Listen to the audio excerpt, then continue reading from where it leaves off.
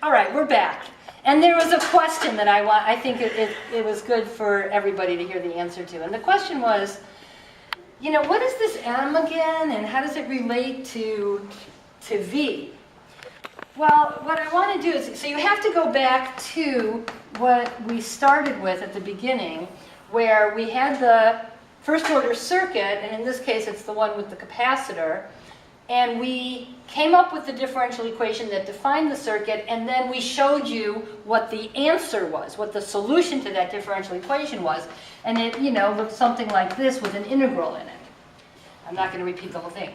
But then we said, well, and in this integral, okay, here's the important part, we had something called y of t. Well, what's y of t? We call it a forcing function because that's what it's called in differential equations. It's the function on the right side of the equation that's just some function of time. It could be a sinusoid, it could be a, you know, increasing exponential, it could be a decreasing exponential, it could be anything, some function of time. But it doesn't have, you know, our variable x in it, or in this case voltage in it. It's just some function of time. So I'm saying, okay, what if that function was a constant? And let's call that constant m. If you did that, and then you did the simple math of just taking the integral of a constant and then whatever else was there, you end up with this equation here, okay, that has m in it. So let's remind ourselves, what's m? M is y of t, but it's when that forcing function is constant. And then you have to go back and remind yourself, well, what was y of t in relationship to our actual problem? It was the voltage of the source, which could be a function of time, divided by the time constant. So this is the crux of it right here. The forcing function, I know it's easy to just like make the mistake of saying, oh, it's just whatever the voltage source is. If, you know, but it's not. It's the voltage source divided by tau. And that just came out in the math of the differential equations. So that means then, if we're just saying that the forcing function is some constant m, then really we're saying that this is equal to a constant. So that means that our voltage source is a constant times tau.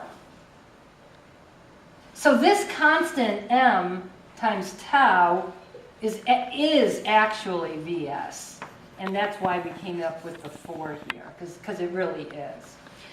Now, this is actually not my favorite form of this solution.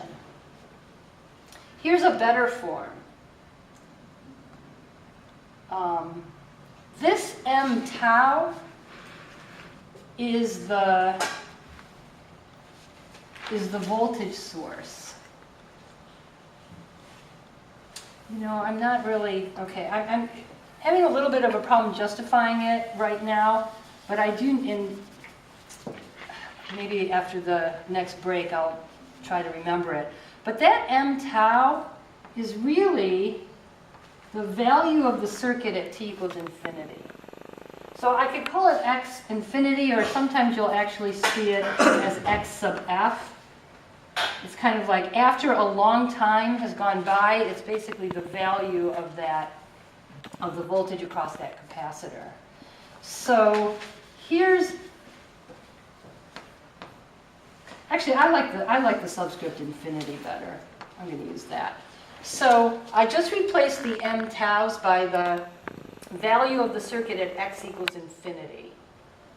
Because what's going on here, oh here, now I'm remembering how to justify it, is that if you look at the circuit, what is the voltage at t equals infinity, right? At t equals infinity, this is a constant source. Remember, a capacitor acts like an open circuit when you have a constant source. So at t equals infinity, the voltage across this capacitor, there's no current because it's an open circuit. The voltage is just going to be the voltage of the source, which is what I said, is that it's just Vs. So let's call, instead of m tau, which kind of is a little confusing, let's just call it x at infinity, basically the voltage at t equals infinity. And then it kind of makes the equation look a little nicer. And then you've also kind of got this idea where you need the voltage at t equals 0 right at the very beginning, and then you need the voltage at t equals infinity, like basically at the end, after the long term.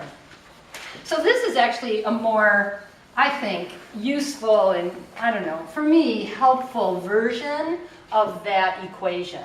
So, and just reminding you, what this equation is the solution for the first order circuit when the source is a constant. If the source is not a constant, don't use this. If the source is not a constant, you have to go back to that other equation that had the integral in it. All right,